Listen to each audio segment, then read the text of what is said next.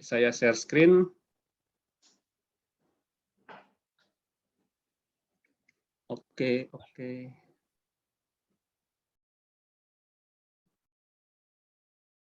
Sebentar.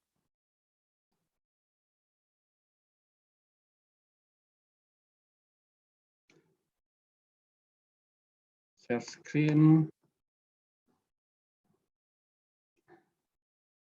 Oke, teman-teman, selamat datang di acara iCommunity.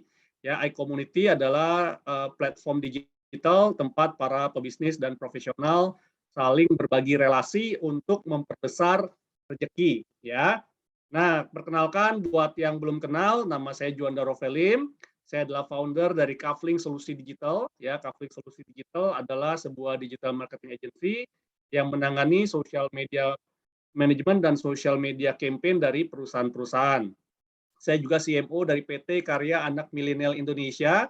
Ini adalah usaha saya di bidang food and beverage. Saya juga ada certified trainer, founder dari iCommunity dan digital marketer. Beberapa karya saya ada buku Digital Marketing in Action yang warna biru dan sudah terbit cetakan keduanya yang warna hijau, dan sudah terbit juga buku Naked Sales, e-book Ghost Kitchen, dan Game Card Digital Marketing is Fun.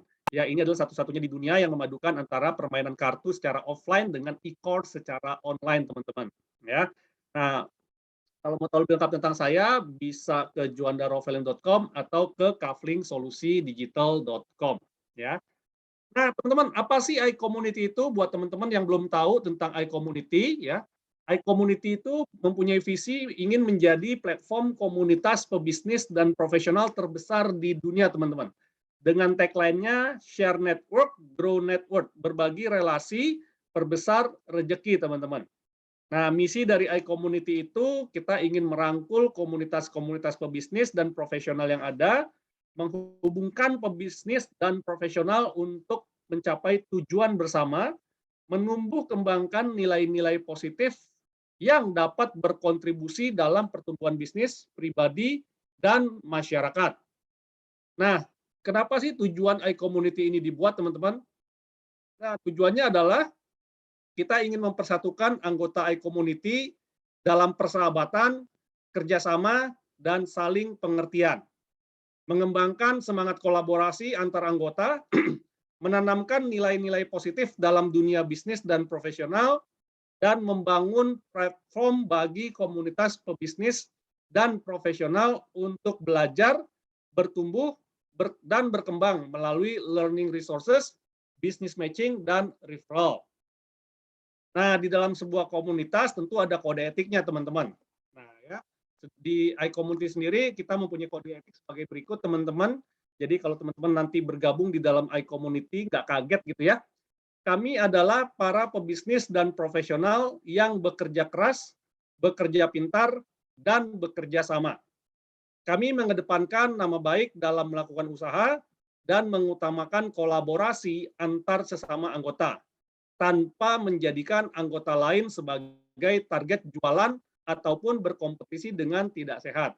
Nah, ini penting sekali nih, teman-teman. Ya, jadi jangan masuk ke dalam sebuah komunitas tujuannya hanya untuk mentarget jualan, tetapi tujuan utamanya adalah untuk berkolaborasi, teman-teman. Kenapa? Karena kalau teman-teman masuk ke dalam sebuah komunitas hanya untuk mentarget orang-orang di dalamnya sebagai target jualan, kemungkinannya cuma dua, teman-teman. Ya, Anda diterima atau ditolak. Ya, nah, tapi kalau udah ditolak, itu biasanya Anda keblok tuh dari komunitas seperti itu. Ya, nah, sedangkan kalau teman-teman berkolaborasi, artinya teman-teman membuka channel-channel baru. Ya, teman-teman membuka channel-channel baru dalam memperkenalkan produk ataupun jasa teman-teman. Dan percayalah teman-teman ya, orang itu ya tanpa perlu dijualin ya, kalau memang dia butuh produk Anda, dia pasti akan beli. Seperti itu ya. Nah, berikutnya kami sadar bahwa dengan berbagi relasi maka akan memperbesar rezeki bersama. Karena itu kami siap untuk berbagi relasi atas dasar saling mendukung. Kami berperilaku positif dalam berkomunitas, melakukan segala aktivitas dengan berlandaskan niat baik. Apabila kami melanggar kode etik ini, kami bersedia ditegur, diperingatkan, bahkan diberi sanksi. Nah, itu Kodetik di dalam iCommunity, teman-teman. Nah, dan malam hari ini ya sesuai dengan tema dari ILC, iCommunity Level Up Club, teman-teman. Kita ingin mendengarkan sharing ya. Jadi ini adalah sharing, teman-teman, ya, bukan kuliah umum ya, bukan juga mau ngajarin teman-teman, tapi kita di sini ingin sharing-sharing, ingin berdiskusi ya, berdasarkan pengalaman orang yang luar biasa ya. Ini adalah mentor bisnis saya nih. Saya kenal beliau dari tahun 2015 dan banyak juga mendapatkan insight-insight bisnis penting dalam mengembangkan usaha ya. Beliau adalah mungkin yang pertama ya, perusahaan travel yang membook charter flight seperti itu. Jadi ada charter flight sendiri gitu ya dari perusahaan travel seperti itu.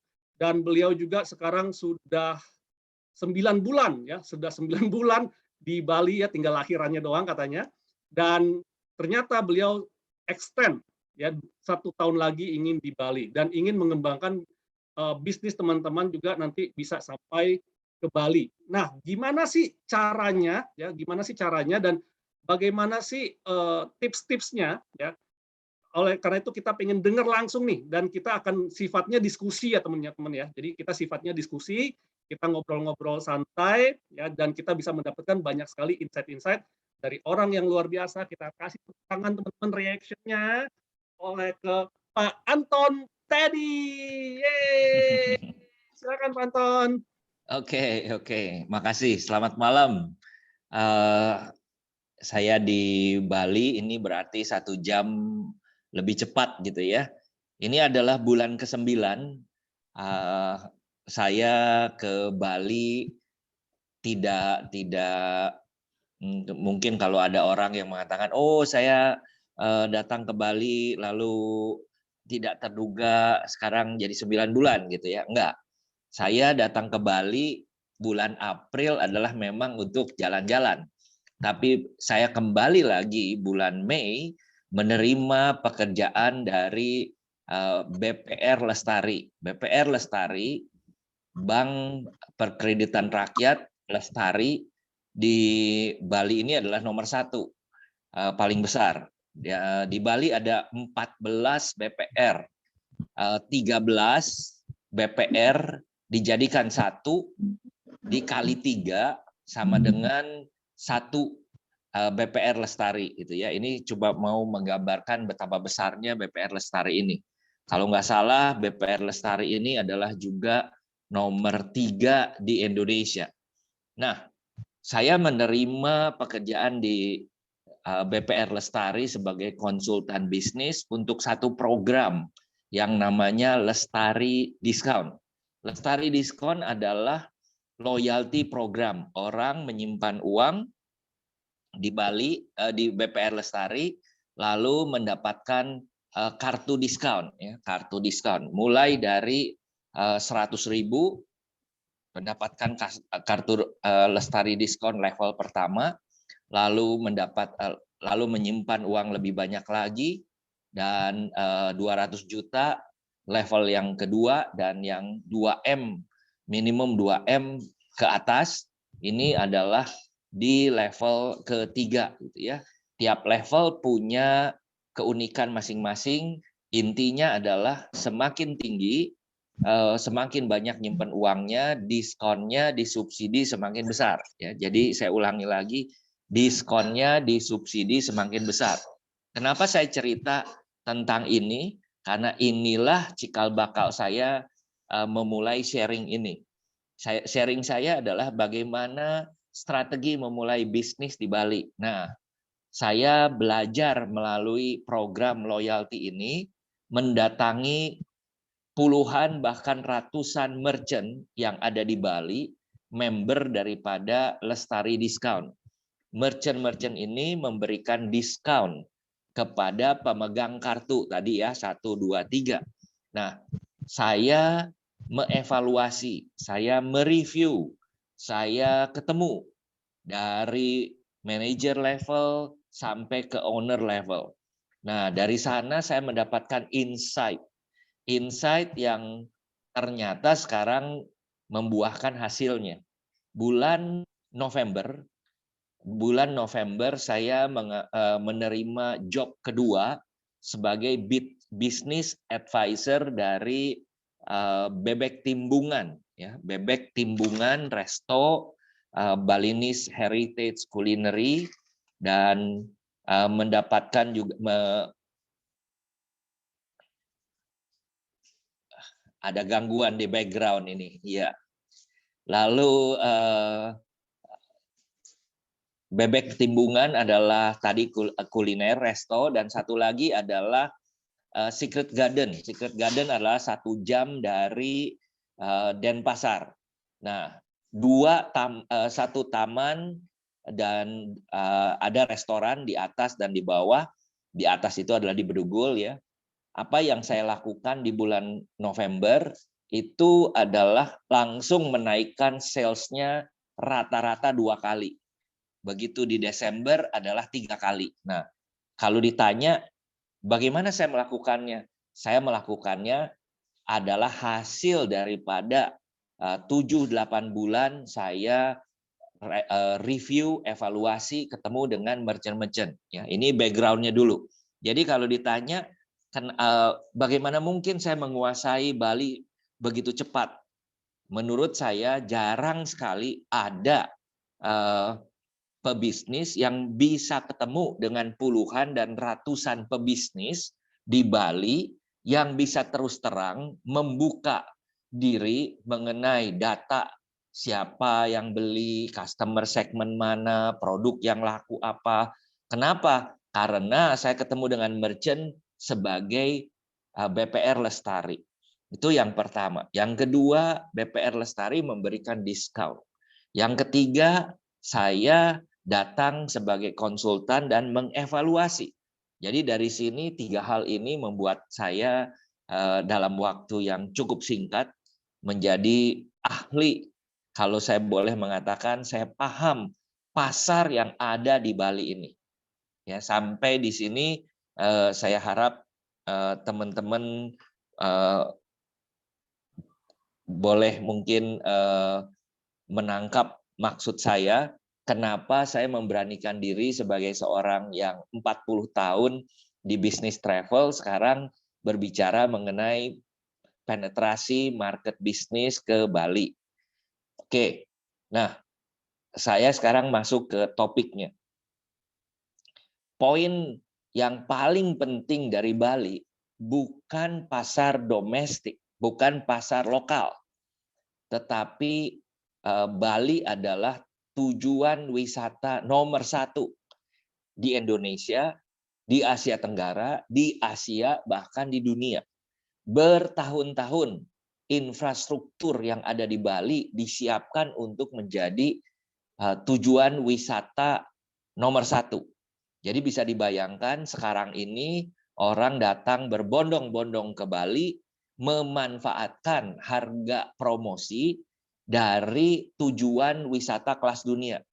Jadi teman-teman kalau ada kesempatan ke Bali, ada pengen holiday begitu ya ke Bali, inilah kesempatannya, karena harga di Bali itu rata-rata adalah sepertiga daripada harga normal, bahkan ada yang cuma 10% daripada harga normal. Padahal ini adalah tujuan wisata kelas dunia. Infrastrukturnya sudah ada, banyak yang tutup, yes, tetapi yang buka juga lumayan. Ya. Jadi ini satu kesempatan di mana mungkin dan tidak perlu karantina dan mungkin tidak akan kembali dalam waktu cukup lama. Nah, yang pertama adalah bahwa ada 20 juta turis yang datang ke Bali. Pertanyaan adalah kapan 20 juta ini akan datang lagi setelah tahun 2019. 2020 yang datang adalah sedikit sekali karena PSBB, tutup airport dan lain sebagainya. Tapi yang menarik adalah tahun 2021 ada 5 juta turis domestik yang masuk ke Bali.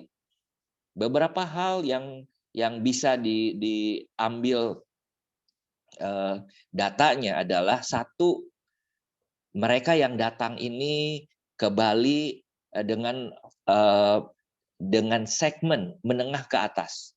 Nah, inilah yang kita perlu melihat bahwa masuk ke Bali, segmen menengah ke atas, mereka mau apa?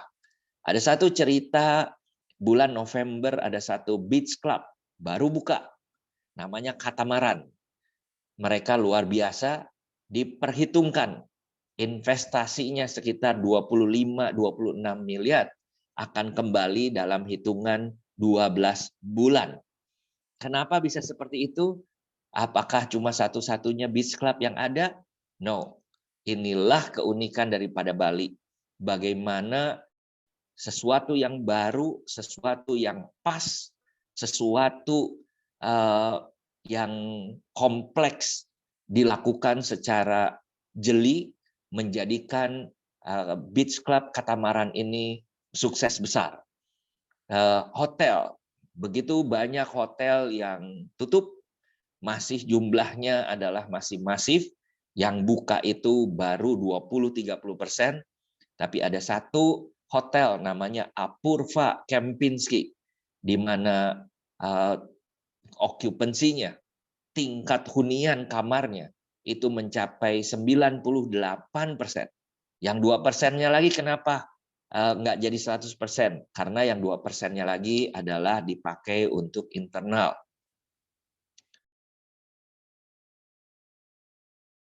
Yang menarik adalah Apurva Kempinski menjadi satu-satunya hotel di periode akhir tahun kemarin yang penuh.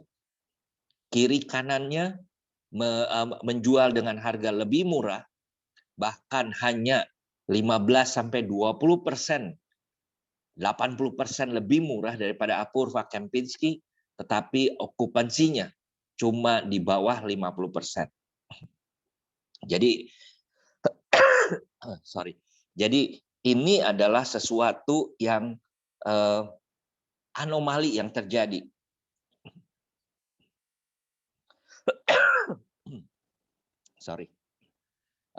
Hal yang lain adalah kalau ditanya bisnisnya apalagi yang bisa dilakukan di Bali. Saya melihat segala macam bisnis masuk ke Bali dengan tepat sasaran, dengan segmen yang jelas.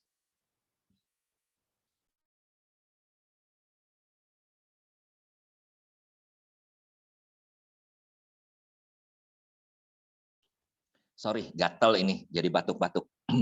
Nah, dengan segmen yang jelas, dengan pasar yang jelas, dengan produk yang jelas, dengan strategi bisnis yang jelas, ini bisa berhasil.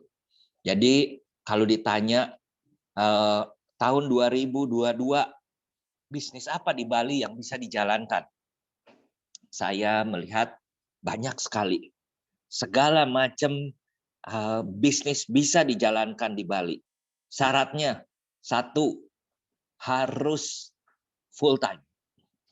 Kenapa harus full time? Karena tidak bisa ngasih ke orang lalu suruh orang jalankan. Terbukti di Bali ini, saya melihat yang paling banyak terjadi adalah bahwa mereka ini orang-orang Bali, orang-orang yang menjalankan bisnis di Bali sampai tahun 2019 begitu sukses.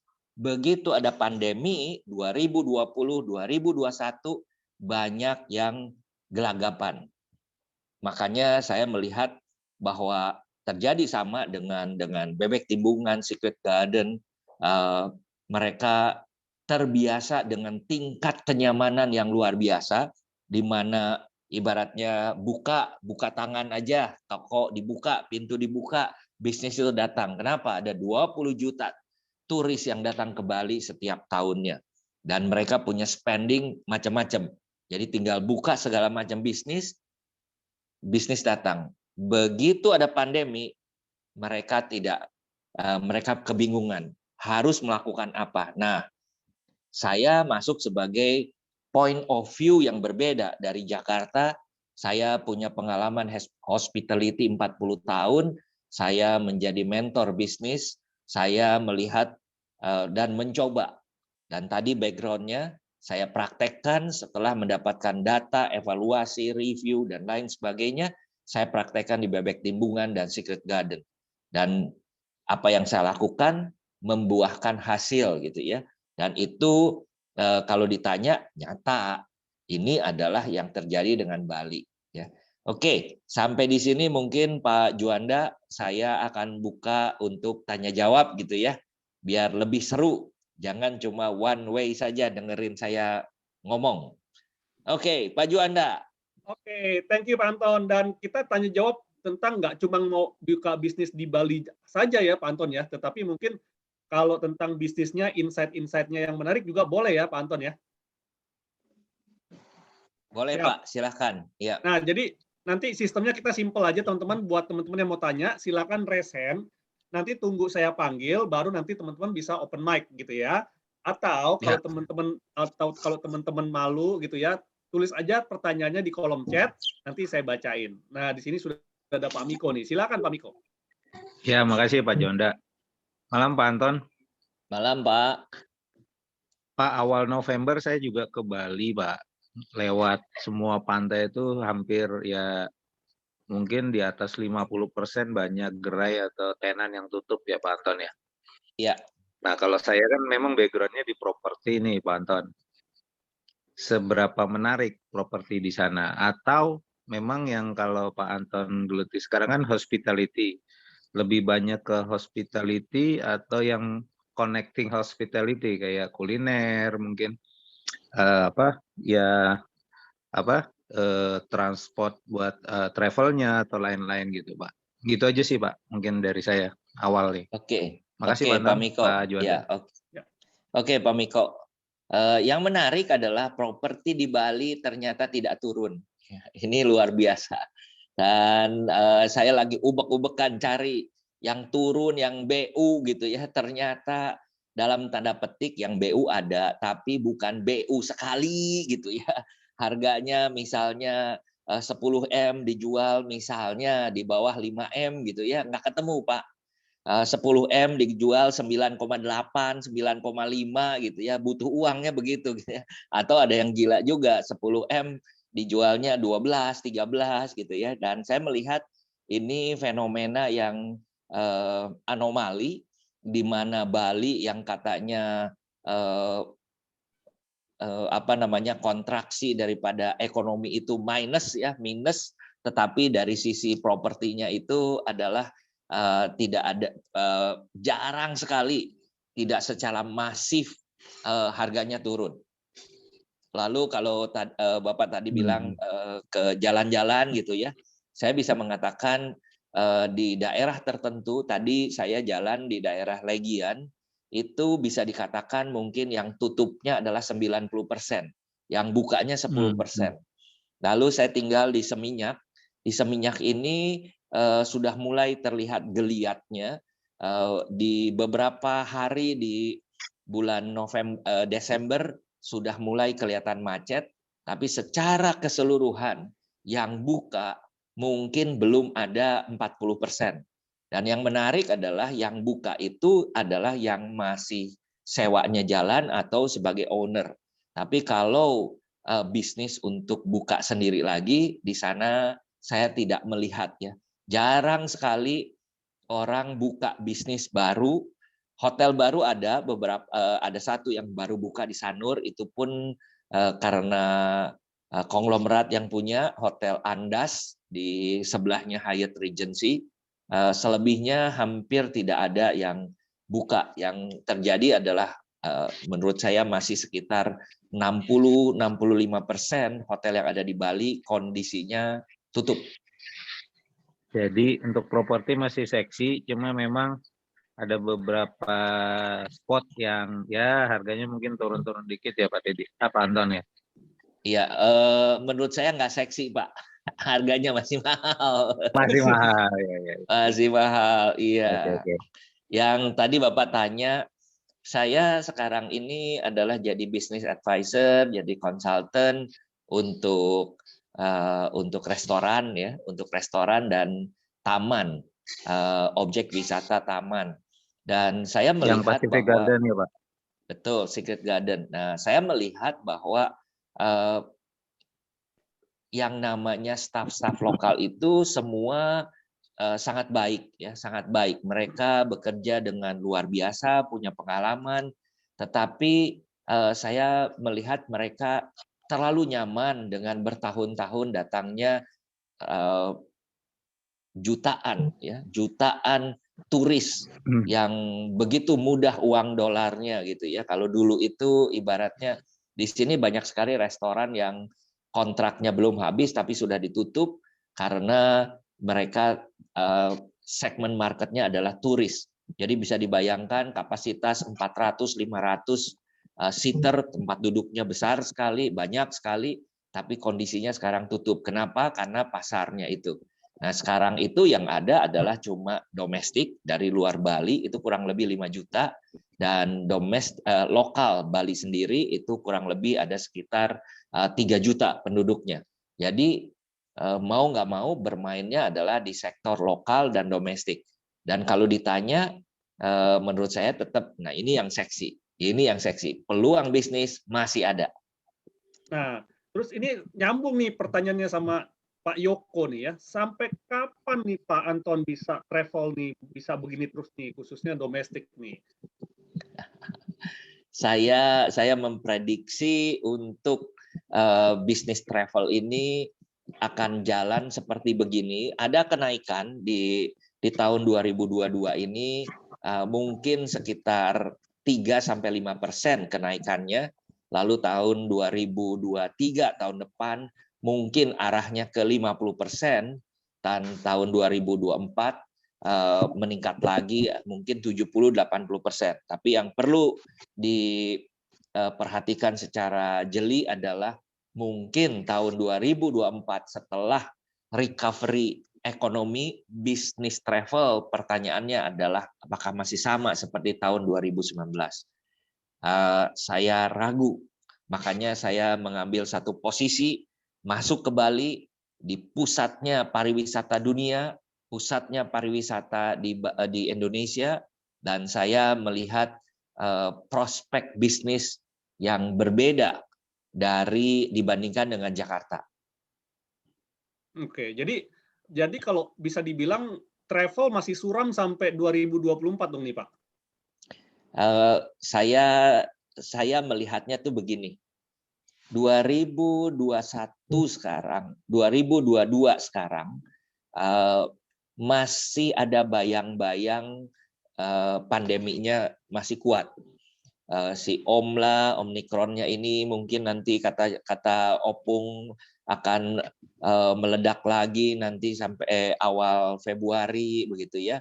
Mudah-mudahan tidak, tapi kalaupun tidak, pertanyaan adalah kita maunya melakukan apa. Nah, saya melihat secara taktis di lapangan, secara teknis di lapangan, praktek di lapangan, yang sekarang masih jalan adalah travel yang memang punya koneksi kepada government.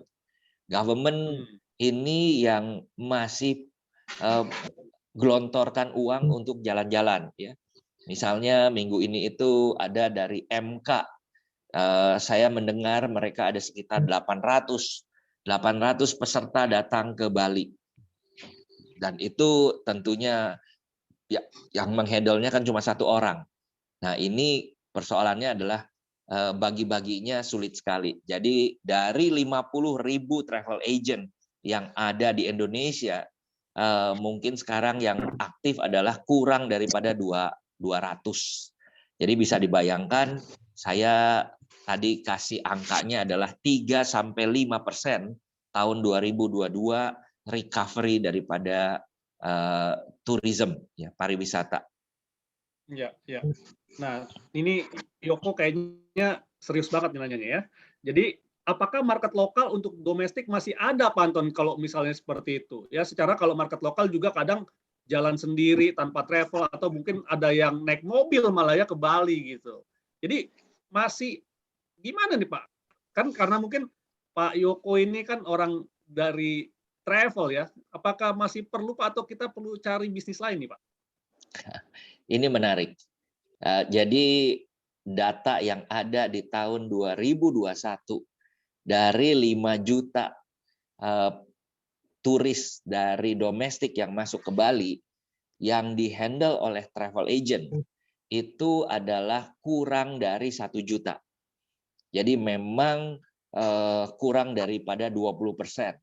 Selebihnya bagaimana? Selebihnya adalah mereka nyetir sendiri, online. Bulan Desember ini terjadi satu anomali di mana sewa mobil di Bali lepas kunci untuk pertama kali dalam sejarah pariwisata di Bali penuh total. Yang ada adalah masih sewa mobil dengan sopir ya. Kenapa? Nah, di Bali ini sopir-sopir yang punya mobil, bos-bos supir yang punya mobil yang biasa pakai sopir itu bersikeras tidak mau jual sewa mobilnya dengan lepas kunci. Bukan persoalan cuannya lebih sedikit gitu ya, bukan persoalan itu. Tapi persoalannya adalah mereka mengatakan pada waktu normal sopir-sopir inilah yang menghidupi dia.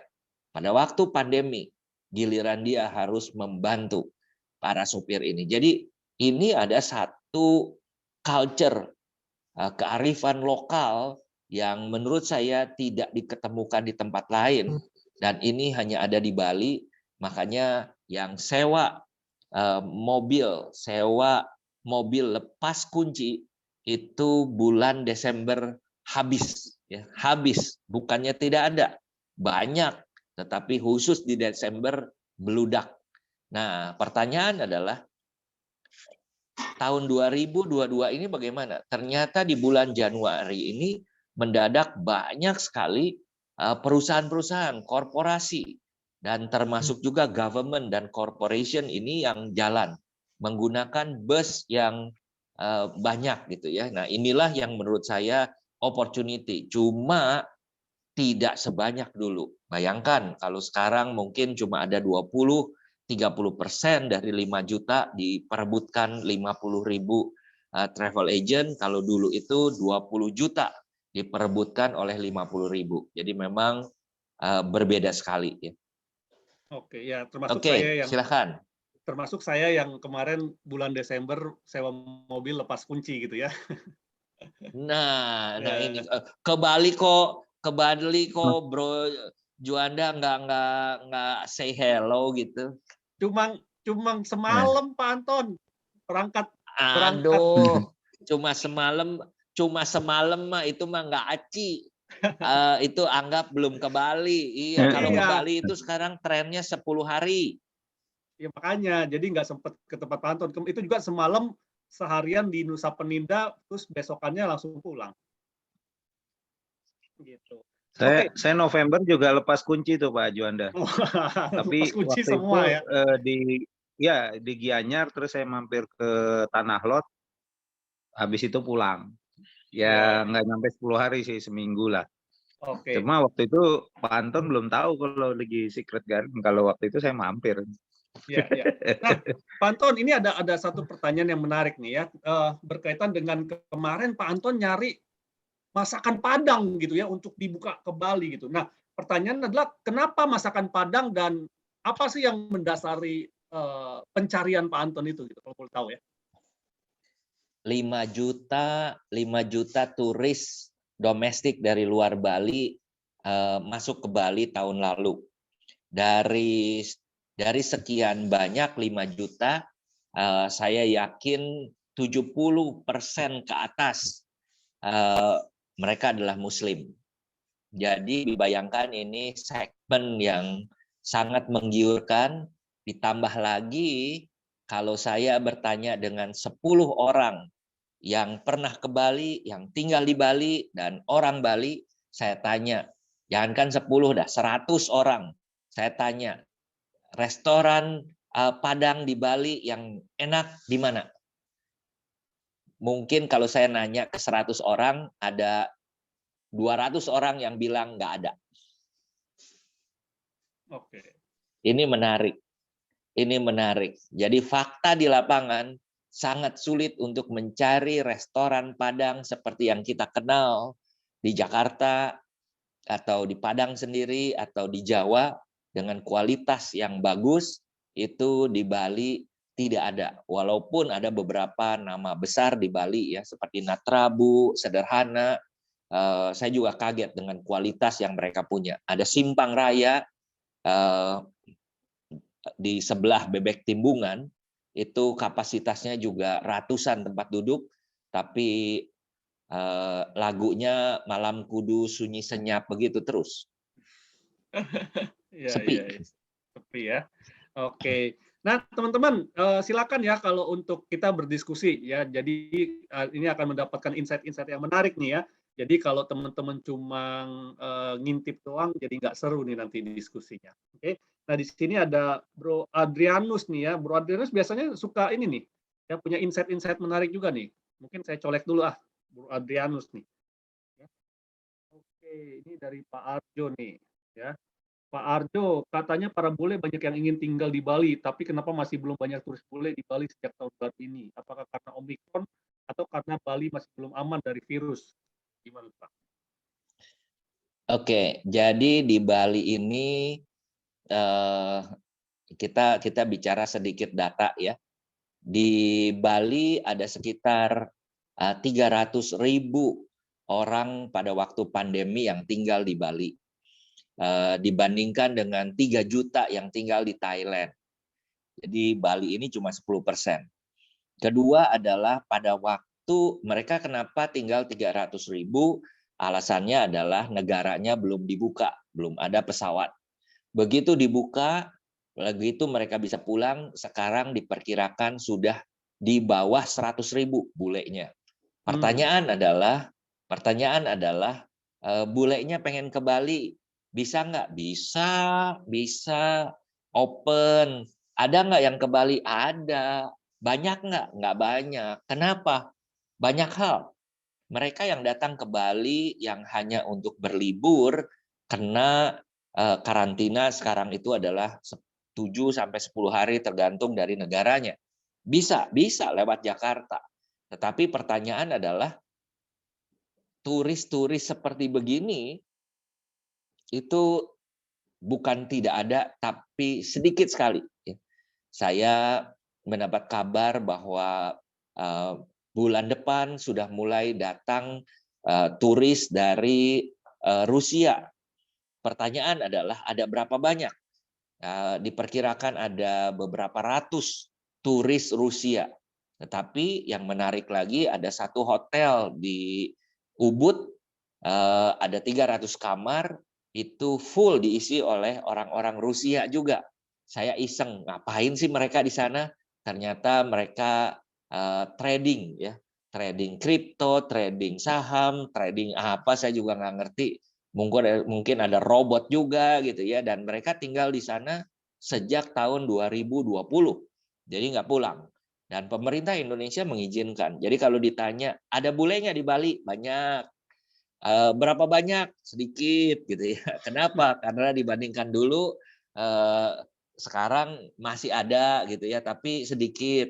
Yang paling seru adalah ngelihat bule toples, nggak pakai baju atas. Nah, itu seru. Ya, ya. Wah, berarti Ya, orang Rusia datang ke Bali cuma buat trading ya, karena di negara-negara lain kebanyakan pada dilarang gitu ya. saya nggak tahu, tapi infonya adalah banyak sekarang itu yang kelihatan sepertinya dari negara Rusia atau negara Uni Soviet yang banyak tinggal di sini. Tadi yang saya bilang toples gitu ya, jangan pikir perempuan ya, laki-laki. Laki-laki. Nah, ini ada pertanyaan sambungan dari Bu Herianti nih, masalah tadi masakan Padang nih. Mungkin Pak Anton kan sudah punya insight-nya, boleh dibocorin nggak nih Pak Anton ya? Jadi kalau menurut Pak Anton, kalau saya mau buka kuliner kayak masakan Padang, bagusnya di daerah mana Balinya? Nah, mungkin Pak Anton udah punya kota yang diincar gitu ya.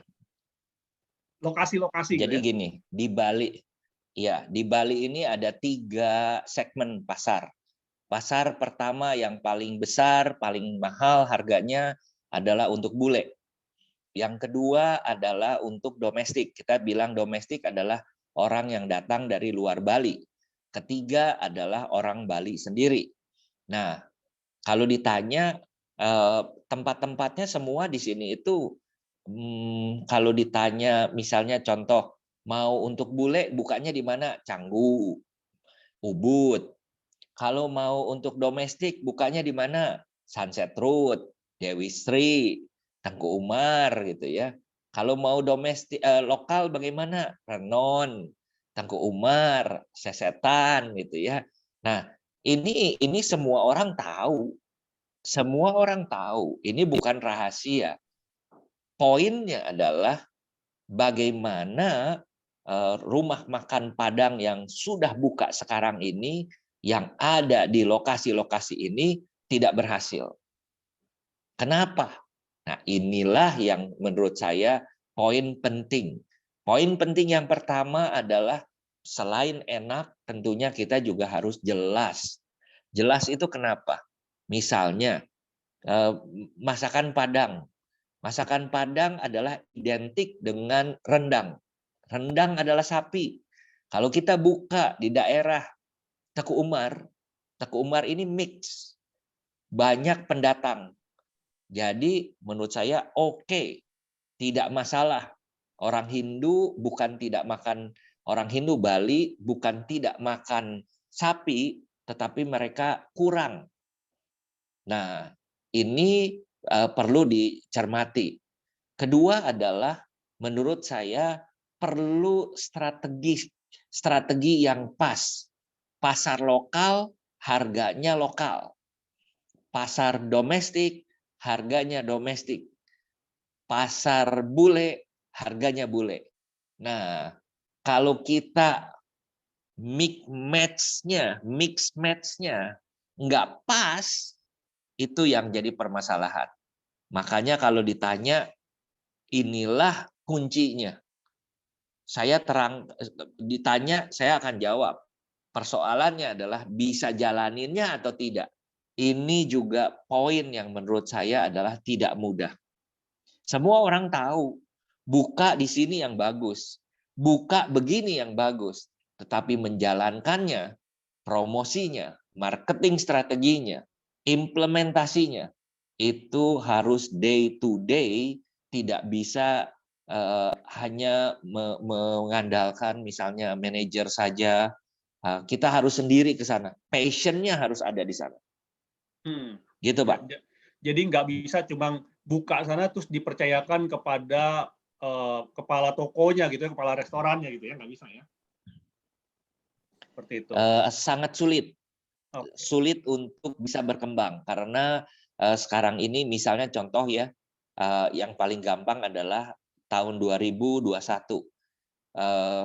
Tahun 2021 bulan Januari yang ke Bali itu ada larangan. Lalu buka. Lalu tutup lagi. Buka lagi, tutup lagi, buka lagi. Nah, ini strateginya harus pilot on the plane. Tidak bisa pakai autopilot. Tidak bisa. Oke, siap. Nah, dari Labeku nih Pak Anton ya. Pak Anton, properti di Bali juga banyak dimiliki oleh WNA. Apakah memang dibebaskan izin kepemilikannya? Wah, ini bisa dijawab nih Pak Anton. Iya, jadi begini. Banyak sekali WNA yang punya properti di Bali, tapi mereka sistemnya adalah menyewa 50 tahun, menyewa 80 tahun, sehingga mereka pakai gitu ya, tapi tidak memiliki, tidak SHM ya, surat hak milik, mereka tidak hak milik. Itu yang kebanyakan terjadi. Kalau mereka mau jadi hak milik, ya tentunya melalui prosedur yang biasa, yaitu buka perusahaan yang memiliki propertinya, atau pakai nama lokal, atau merit dengan lokal, pakai nama pasangannya, seperti itu. Oke, nah ini dari Pak Theo nih ya. Di Surabaya juga ada potensi untuk buka restor babi guling. Nah, jadi juga bukan cuma ekspor ke Bali tapi impor nih ya ceritanya ya. Nah, terus mau tanya ya, restoran babi guling yang enak di mana selain Bu Oka? Karena saya pernah kirim pakai travel yang Bali tapi sampai Surabaya udah agak bau. Nah, Iya, jadi gini, kalau tanya sekarang itu ada yang namanya just tip gitu ya. Just tip, jasa titip, dan banyak kuliner-kuliner Bali, brand food and beverage Bali. Saya pernah ketemu satu namanya Local Kitchen, LOOKAL. Itu hampir 50 food and beverage yang ada dari Bali yang dikirim ke Jakarta. Dan mereka sekarang juga merambah ke kota-kota lain. Nah, kalau ditanya adalah kita tidak bisa cuma bikin frozen saja, tetapi juga harus divakum, di frozen melalui satu proses. Saya ambil contoh adalah Pak Malen ya. Pak Malen itu seminggu mereka bisa mengirim frozen food yang divakum keluar daripada Bali itu sampai 1000 porsi. Jadi kalau ditanya ada yang dikirim tapi dalam keadaan nyampenya keadaan kurang enak atau udah basi, itu karena kesalahan handling pada waktu packaging frozen food-nya dan juga vakumnya. Jadi kalau ditanya di Bali yang enak di mana? Tentunya makanan itu selera. Tapi saya yakin yang namanya bigul, babi guling di Bali banyak yang enak dan bukan cuma Ibu Oke aja. Yang sekarang lagi tren ada 2, satu adalah Pande Egi 1 jam dari Denpasar, satu lagi adalah babi guling Krasan ya. Krasan ini babi gulingnya tempat babi guling restoran size-nya itu adalah diklaim sebagai yang paling besar di Bali. Oke, nah tuh ya, jadi ada Krasan sama ada Pande Egi. Pande Egi. Oke ya, jadi boleh dicari tuh ya. Oke, ada lagi pertanyaan teman-teman? Oke, kalau nggak ada mungkin saya lanjutkan dulu penjelasan sedikit tentang iCommunity. Sambil teman-teman kalau masih ada pertanyaan boleh ditulisin di kolom chat ya. Nanti selesai saya jelasin tentang iCommunity, saya bacain lagi. Ya. Kita masih punya beberapa waktu nih. Oke, sebentar. Nah, teman-teman. Oke, ya. Bagaimana jika ada cara yang murah dan mudah untuk mengembangkan network dan omset bisnis Anda? Nah, pernahkah Anda mengalami masalah-masalah berikut? Tidak memiliki modal besar untuk mengembangkan bisnis, tidak memiliki produk unggulan untuk dijual, tidak memiliki pengalaman untuk berbisnis, tidak memiliki network yang tepat untuk mengembangkan bisnis, tidak memiliki skill untuk mengembangkan bisnis. Nah, jika Anda pernah mengalami masalah-masalah tersebut, teman-teman, maka tidak perlu bersedih. Ya, kenapa? Karena Anda nggak sendirian. Sebab masalah itu adalah yang terjadi pada sebagian besar pebisnis. Dan jika Anda sudah melakukan segala macam upaya, seperti misalnya ikut seminar motivasi, ikut kelas workshop, ikut berbagai macam komunitas, ikut berbagai macam event, ikut berbagai macam bazar, tetapi belum bisa menyelesaikan masalah Anda, maka Anda wajib mencoba cara yang satu ini, yaitu adalah kolaborasi, ya, berbagi relasi untuk memperbesar rezeki. Nah, apa yang Anda lakukan saat ini itu mungkin baik untuk pertumbuhan diri ataupun bisnis Anda, teman-teman. Tetapi untuk bisnis Anda bisa besar, Anda butuh berkolaborasi dengan sebanyak mungkin rekan bisnis. Nah, saya ingin memperkenalkan iCommunity ini adalah komunitas dan platform digital tempat para pebisnis berinteraksi dan berkolaborasi bagi kemajuan bisnisnya. Nah, 3 alasan kenapa Anda perlu join di dalam iCommunity ini. Ya, yang pertama adalah valuable community, yang kedua Anda akan mendapatkan quality leads, dan ini adalah low cost. Kenapa demikian? Valuable community, ya, Anda akan mendapatkan akses networking dengan sesama pebisnis, teman-teman, di seluruh Indonesia, akses learning, ya, seperti hari ini kita belajar bersama, dan juga akses contributing. Nah, sedangkan quality leads, teman-teman bisa mendapatkan leads customer baru, leads reseller baru, ataupun leads customer retention. Nah, sedangkan low cost, ya teman-teman nggak perlu biaya iklan di sini karena kita nggak pakai iklan-iklanan nih teman-teman. ya, dan kita bekerja word of mouth, dari mulut ke mulut, teman-teman saling mereferensikan. Nah, yang berikutnya adalah konten freemium untuk upgrade skill Anda. Jadi kita akan men-create konten-konten sebagai masukan ya buat Anda mengembangkan diri dan bisnis Anda. Nah, bagaimana nih iCommunity bisa membantu Anda untuk berkolaborasi dengan sesama pebisnis dan profesional se-Indonesia nih, teman-teman. Nah, kita punya 6 macam kegiatan ya. Yang pertama adalah iCommunity Level Up Club ya, seperti hari ini kita mendengarkan sharing-sharing dari pebisnis dan profesional ya setiap hari Kamis 19.30 dan it's free, teman-teman. Ya, gratis ya. Setiap minggu teman-teman bisa reminder di kalender teman-teman ya, langsung aja di reminder dibikin setiap hari Kamis 19.30 adalah iCommunity Level Up Club. Teman-teman bisa menggunakan link yang sama ya seperti yang teman-teman gunakan pada malam hari ini. Selalu sama linknya, teman-teman ya. Yang kedua adalah iCommunity Business Matching. Ini adalah event meeting rutin ya untuk saling mengenal sesama pebisnis, teman-teman. Ya, maksimal meetingnya adalah 10 sampai 15 peserta aja. Nah, berikutnya kita juga punya namanya iCommunity one-on-one meeting. Karena kita percaya teman-teman setelah business matching, teman-teman perlu mengadakan one-on-one meeting dengan sesama anggota. Supaya apa? Supaya bisa meningkatkan trust, supaya bisa mengetahui gimana sih karakternya dan lain-lain gitu ya. Dan yang keempat adalah iCommunity Refer a Business. Jadi sesama anggota di dalam iCommunity ini kita akan saling mereferensikan bisnis anggota lainnya ke jaringan masing-masing sebagai bentuk kolaborasi bersama, teman-teman. Yang kelima, kita punya iCommunity Company Visit. Nah, mungkin nanti juga kita bisa rencanakan nih misalnya visit ke Bali gitu ya untuk belajar dan mempererat ikatan dalam komunitas. Dan yang keenam, kita juga punya iCommunity Business Summit. Ini adalah acara tahunan untuk belajar dan mempererat ikatan dalam berkomunitas. Nah, jadi next-nya kita juga punya acara teman-teman ya seperti ini ya. Nanti minggu depan kita juga ada sharing juga dari teman-teman kita yang lain ya. Ini ILC teman-teman. Nah, ini adalah iCommunity Business Matching secara online teman-teman ya. Dan next-nya kita akan adakan di hari Rabu 19 Januari jam 19.30 sampai 21 ya. Saya akan bawakan. Teman-teman bisa mendaftar, acaranya juga free teman-teman ya, acaranya juga free, tapi ini maksimal adalah 15 orang doang ya, 15 orang doang, teman-teman bisa ikutin.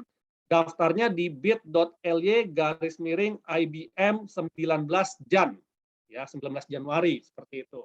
Nah, jadi kalau udah lebih dari 15 biasanya kita tolak-tolakin yang berikutnya, teman-teman. Ya, kenapa?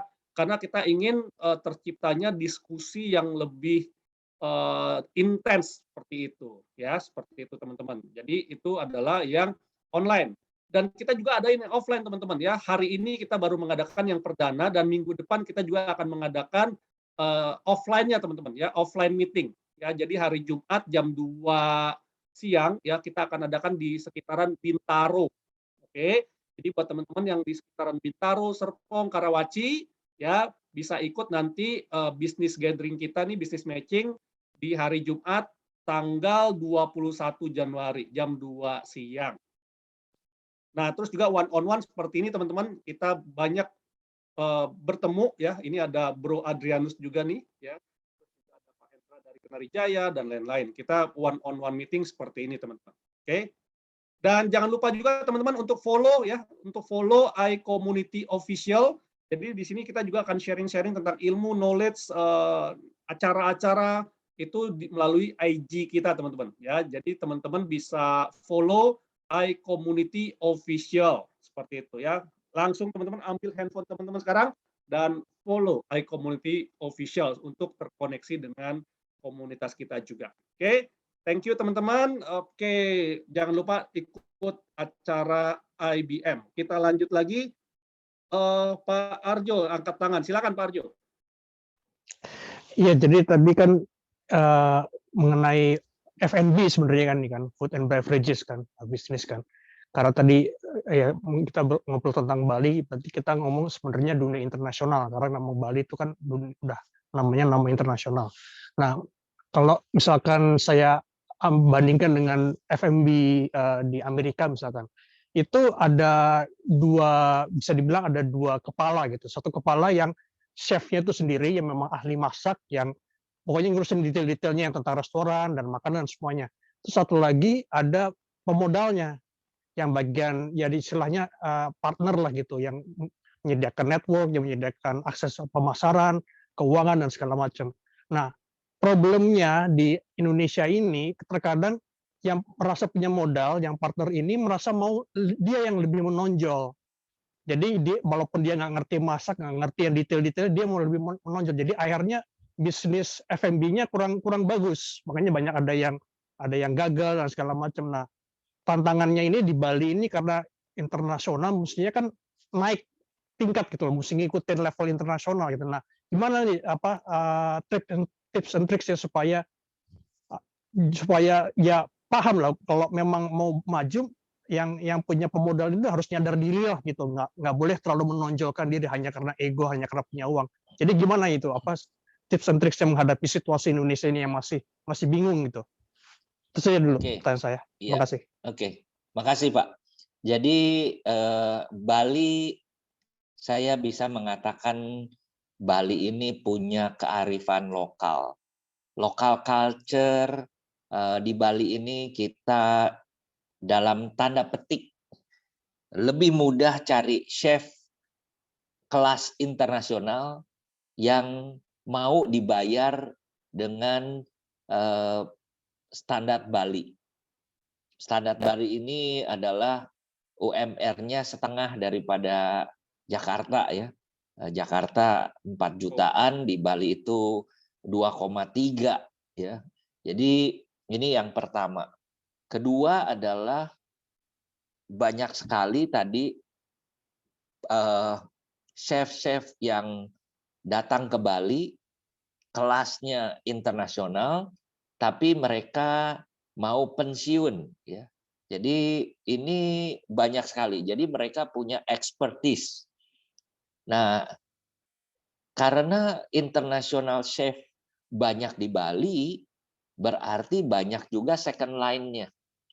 Nah, kalau ditanya tadi fenomena seperti itu, pemodal mau ikut campur dan lain sebagainya, menurut saya sama di mana-mana.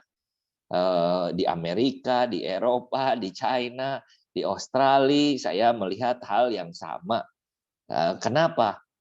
Menurut saya, kalau ada chef yang mau bisnis, dia harus mencari pemodal dan dia yang run the business. Kalau chefnya adalah tidak mau berbisnis, dia cuma mau misalnya join saja, saya urusan masak gitu ya. Menurut saya juga asal ada agreement di depan nggak masalah. Jadi kalau ditanya di Bali bagaimana? Bali tadi cari second line. Saya misalnya mencari resto manager. Ternyata dia sudah punya pengalaman bertahun-tahun di hotel internasional, Ritz-Carlton, Hilton, dan lain sebagainya. Di masa pandemi ini dia cuma request salary-nya adalah 8 juta. Jadi kalau ditanya nggak seimbang, karena dia pada waktu 2020 sebelum dia berhenti di zaman pandemi, salary-nya adalah 20 juta. Kenapa dia mau minta 8 juta? Karena dia bilang, cari yang 10 juta juga susah bayarnya. Karena di Bali ini tidak semua, banyak sekali tadi yang saya katakan hotel masih tutup, restoran masih tutup, dan lain sebagainya. Tapi saya justru melihat di saat seperti inilah prospek bisnis di Bali itu menurut saya adalah opportunity yang sangat besar untuk masuk. Masuk di bidang apa? Di bidang kuliner yang paling mudah, karena sekarang itu orang datang ke Bali adalah bukan island hopping tapi kuliner hopping, hotel hopping. Mereka cari sesuatu yang baru, cari sesuatu yang instagramable, dan inilah menurut saya satu opportunity. Bagaimana dengan trading biasa gitu ya? Trading biasa menurut saya sama, masalahnya adalah dengan kota-kota besar yang lain. Tetapi bisnis opportunity dari sisi kuliner, food and beverage, ini yang tidak dipunyai dari kota-kota yang lain. Tidak ada satu kota pun di Indonesia yang kedatangan dari sebanyak 5 juta dalam radius yang jauh ya, bukan misalnya orang Bogor datang ke Jakarta atau Jakarta ke Bogor gitu ya. Ini adalah misalnya orang Surabaya datang ke Jakarta, itu ada nggak dari Jawa Timur, dari pulau-pulau yang lain ke Jakarta 1 tahun ada nggak 5 juta? Mungkin angkanya lebih, tetapi dari sisi turis yang datang ke Bali, mereka punya mood adalah spending, beli oleh-oleh. Itu fenomena yang menurut saya perlu disikapi dengan respon bisnis yang baik. Ya, thank you Pak Anton. Oke, ada lagi teman-teman pertanyaan untuk Pak Anton? Ya, kalau nggak ada, saya undang teman-teman untuk buka kamera. Ya, kita buka kamera teman-teman. Kita akan melakukan foto bersama. Setelah itu mungkin saya akan undang teman-teman untuk kita sama-sama mengucapkan terima kasih sama Pak Anton ya, sudah sharing-sharing insight-insight yang sangat luar biasa pada malam hari ini. Boleh dibuka kameranya bareng-bareng teman-teman, kita akan sesi foto bersama, dan kalau bisa jangan chat dulu ya, nanti kita chat bareng-bareng. Oke, ya yang off cam nggak apa-apa, yang bisa on cam silakan on cam seperti itu ya. Oke, sudah semua? Iya. Silakan yang mau on cam boleh, saya tunggu dalam hitungan 5 ya. 1, 2, 3, 4, 5. Oke. Dan saya undang teman-teman untuk on mic untuk kita sama-sama mengucapkan terima kasih Pak Anton. Terima kasih Pak Anton. Terima kasih Pak Anton. Thank you. Terima kasih. Terima kasih Pak. Yes. Oke teman-teman, Terima kasih Pak Anton, sehat selalu, semakin sukses. Dengan demikian berakhir Kalau ke acara Bali pada... mampir. Yes, jangan lupa kalau ke Bali mampir ya untuk Pak Anton. Jangan lupa untuk business matching tanggal 19 Januari ya. Link pendaftarannya sudah saya post di kolom chat dan itu gratis teman-teman ya. Kalau teman-teman mau bernetworking dengan sesama pebisnis di Indonesia, saya sarankan untuk daftar acara business matchingnya ya. Dan juga jangan lupa untuk follow Instagram iCommunity Official. Sekian dari saya, kita ketemu lagi minggu depan di link yang sama dengan hari ini. Bye-bye. Thanks, Pak Anton. Thank you semua. Thank you, Pak Anton.